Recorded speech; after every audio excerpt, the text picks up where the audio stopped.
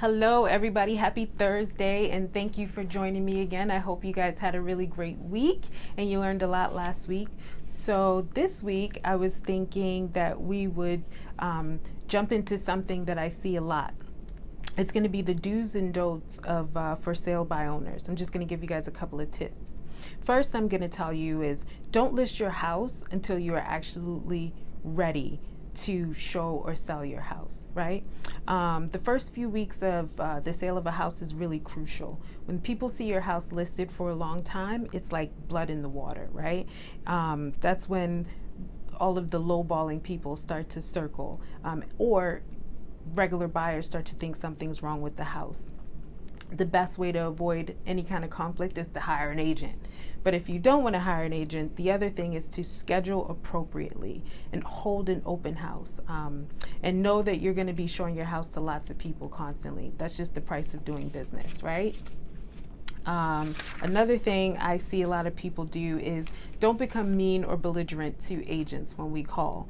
A lot of us agents, yes, we are calling for business. However, a lot of us do have clients. So if we have a client, what are the odds that we are going to bring them to your house if you've been mean or belligerent to us, right? People are like that to us all day anyway. And currently there's 1,258 homes listed on the market. It's not like we don't have options, you know? And as a result of that, I would say do offer us a comparable rate if we decide to bring you a client, right? Because more than likely we're going to be doing most of the work anyway. We're bringing you the client, we're going to be reviewing your contract and making sure things are correct. So offer a comparable rate. A lot of people try to lowball us because they were trying to save money anyway. However, again, why would I come to you with a client when I could take my client to plenty of other properties to show them, if not as good or better, you know, because there are all kinds of issues that could come into play when it comes to for sale by owners. So another thing is don't expect everyone to like your taste, right? Your taste is your taste. You need to understand that. That does not mean that it's not beautiful, it's not great, but it's your taste, right? So I would consider consulting a stager, something like that. And if you're going to spend the money on a stager, you should be spending the money on an agent anyway. But consider hiring a stager to come in and consult with you so you have a property that looks appropriate to people, because representation and presentation is absolutely everything. You know, people decide what the house feels like for them when they come in and they see it, you know. And one of the last things on my list is to hire a real estate attorney if you are absolutely going to sell this house by yourself. Hire a real estate attorney to get a proper contract. A lot of you download these contracts from online, which leave you open to all kinds of things, all kinds of ways you can get sued and all kinds of other issues that can come back and bite you later on.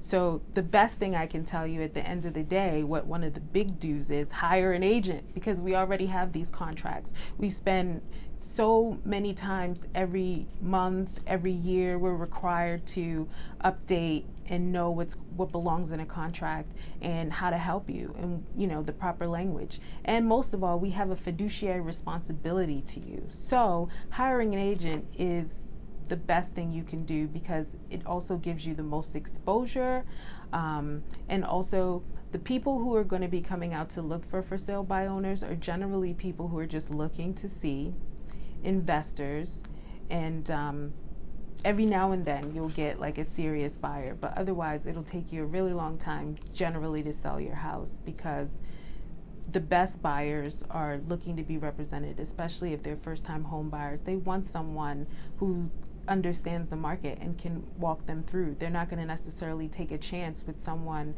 who is just selling their house but on their own, and most of you guys list them as is and they don't even know what that means. But so anyway, thank you all for joining me, and if you have any questions, please feel free to reach out, and feel free to reach out and give me my next question for the week, and stay tuned for the next video. It's going to tell you about who last week's winner is. Thank you so much and have a great week.